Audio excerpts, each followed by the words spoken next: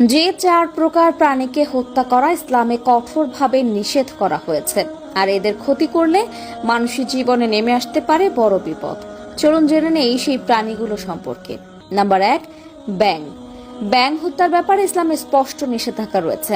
আধুনিক বিজ্ঞান যত উন্নত হচ্ছে, ব্যাঙের উপকারিতা ততই প্রকাশ পাচ্ছে।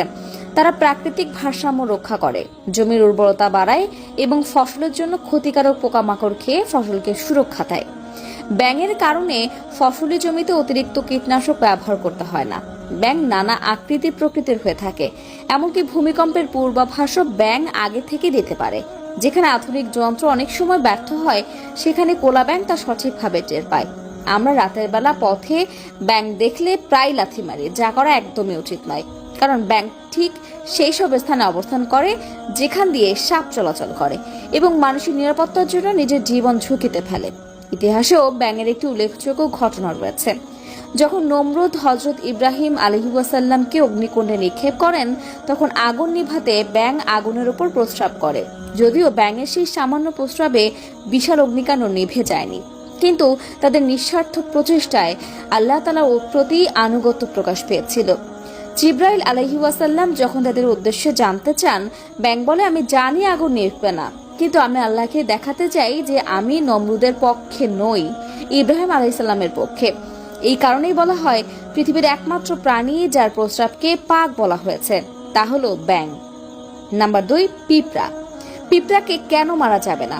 কারণ এটিও আল্লাহর সৃষ্টি এবং আল্লাহর তাসবিহ পাঠ করে, ক্ষমা প্রার্থনা করে। রাসূলুল্লাহ সাল্লাল্লাহু আলাইহি ওয়াসাল্লাম বলেছেন, আল্লাহ তার ফেরেশতারা আসমান জমিনের সব অধিবাসী, এমনকি গর্তের পিঁপড়াও ও পানির মাছ পর্যন্ত সেই ব্যক্তির জন্য দোয়া করে যে মানুষকে হেদায়েত নয় জ্ঞান শিক্ষা দেয়। তাই পিঁপড়াকে অন্যায়ভাবে হত্যা করা উচিত নয়। তবে যদি তারা ক্ষতি করে, তাহলে তাদের তাড়ানোর ব্যবস্থা করা যেতে পারে, কিন্তু হত্যা নয়। নাম্বার 3, মৌমাছি। মৌমাছি আল্লাহ তাআলার এক চমৎকার সৃষ্টি, আরবিতে যাকে বলা হয় নাহল। পবিত্র কোরআনে এমনকি নাহল নামে একটি পূর্ণ সূরাও রয়েছে। মৌমাছি আমাদের জন্য উৎকৃষ্ট মধু উৎপাদন করে, যা স্বাস্থ্যের জন্য অত্যন্ত উপকারী। প্রিয় নবী মুহাম্মদ সাল্লাল্লাহু আলাইহি ওয়াসাল্লাম মধু খুব ভালোবাসতেন, তাই এই উপকারী প্রাণীকে বিনা কারণে কষ্ট দেওয়া বা হত্যা করা নিষিদ্ধ। নাম্বার 4, হুদহুদ পাখি। আমাদের দেশে এই পাখিকে মোহনচূড়া নামে পরিচিত। হুদহুদ পাখির বহু প্রজাতি রয়েছে।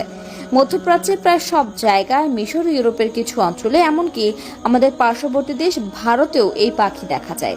হুদহুদ পাখির শরীরে বাদামি, সাদা ও কালো দাগ থাকে এবং মাথায় থাকে রাজমুকুটের মতো সুন্দর ঝুঁটি। তারা ফসলি জমির উপকারী পোকামাকড় খেয়ে কৃষকদের সহায়তা করে। বাংলাদেশেরও কয়েকটি প্রজাতি রয়েছে, যাদের রং ও আকৃতি ভিন্ন হলেও সৌন্দর্য অপরূপ। প্রিয় দর্শক, আজ এ পর্যন্তই। আবারও আসবো নতুন নতুন সব তথ্য নিয়ে। সেই পর্যন্ত সবাই ভালো থাকুন, সুস্থ থাকুন।